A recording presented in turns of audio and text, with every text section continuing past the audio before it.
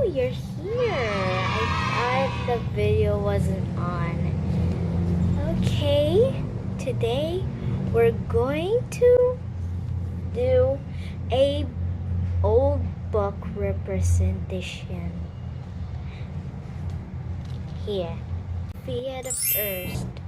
When I was very young, I used to play with this and always draw this.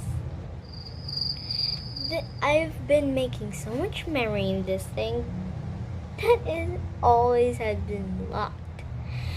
This was once my favorite notebook. When it got old, I don't usually play with it anymore. And this is going to be Tiggy's favorite book. I am going to continue about this so Tiggy can have a lot of fun with it. This is the My Little Pony book. This is my favorite storybook. And you know what? Did you ever heard of Twilight Sparkle being a princess? As Princess Twilight Sparkle. My Little Pony is a pony that can turn into a human. This is Pinkie Pie, and this is Fluttershy. This is Rainbow Dash, Rarity, Twilight, Applejack, and the other else I represented it to you. And this, Descendants, School of Secrets. This book was my very favorite book. I've been keeping it in my bag. This book is the book of magic and spells. Oh yeah, the story of these two and these two. This book, these four, they have magic.